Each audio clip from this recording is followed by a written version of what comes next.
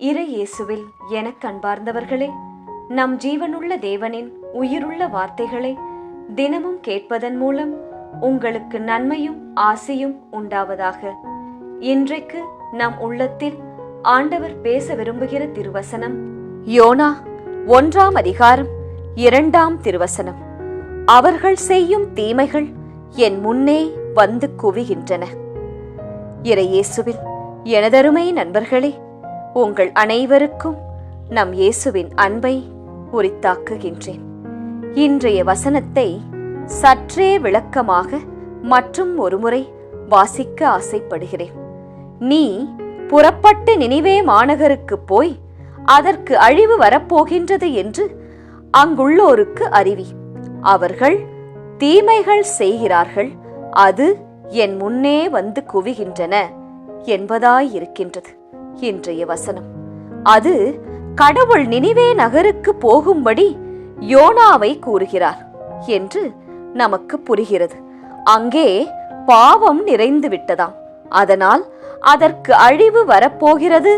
இந்த எச்சரிக்கையை அந்த மக்களுக்கு போய் கூறும்படியும் மனம் மாறும்படியும் எடுத்துரைக்கும்படியும் யோனாவை போக கூறுகிறார் ஆண்டவர். நினிவே நகரத்தின் அக்கிரமம் அன்று கடவுளுக்கு முன்பாக வந்து நின்றதாம். இன்றோ நாம் செய்கின்ற பாவங்கள் அவர் கண்முன்னே குவிகின்றன. அன்று நினிவே பட்டணத்திற்கு யோனாவின் மூலம் ஒலிக்கப்பட்ட எச்சரிக்கை குரல் இன்று நமக்கு அதே குரல், அதே எச்சரிக்கை இன்றைய வசனத்தின் மூலம் கூறப்படுகின்றது இல்லையா? யோனா நினிவே நகருக்கு சென்று இன்னும் 40 நாட்களில் நினிவே அழிக்கப்படும் என்று கூறினார். எனவே உங்களை தாழ்த்தி மனம் திரும்பி கடவுளை நோக்கி பாருங்கள் என்றார். அந்த மக்களும் யோனாவின் குரலுக்கு செவிகொடுத்து அந்த வார்த்தைகளை விசுவசித்தார்கள். உபவாசம் இருந்தார்கள். பெரியவர் முதல் சிறியவர் வரை சாக்குடுத்திக் கொண்டார்கள். ராஜாவுக்கும் இந்த செய்தி போனது. ராஜாவும் சிம்மாசனத்தை விட்டு இறங்கி ராஜாவும் சாக்கு உடுத்தி சாம்பலில் அமர்ந்தார். மனிதர்கள் மட்டுமல்ல நண்பர்களே, அந்த காலத்தில் நினிவேவில் வாழ்ந்த மிருகங்களுக்கும் உணவோ தண்ணீரோ கொடுக்கப்படவில்லை. அவ்வளவு கடுமையாக 40 நாள் நோன்பிருந்தார்கள். தேவனை நோக்கி பலத்த குரலில் ஜெபித்தார்கள். ஆண்டவரும் தன் கோபத்தை விலக்கி நினிவே பட்டணத்தின் நோன்பை பார்த்து அவர்கள் தங்கள் பொல்லாத வழிகளை விட்டு விலகியதால் ஆண்டவர் மனம் இறங்கி அவர்கள் மேல் வரவிருந்த தீமையை அகற்றி நினிவே பட்டணத்தை காத்து கொண்டார். அப்படியே நமக்கும் செய்வார், இனியும் செய்ய போகிறார். செய்வேன் காப்பேன் என்று நினிவே பட்டணத்திற்கு சொல்லி அழிவை அவர் அகற்றி போட்டது போல், செய்யாமல் விட்டது போலவே நீங்களும் மனம் மாறி கடவுளிடம் இயேசுவிடம் திரும்பினால் உங்களையும் தண்டிக்காமல் நம்மையும் காத்து கொள்வார்.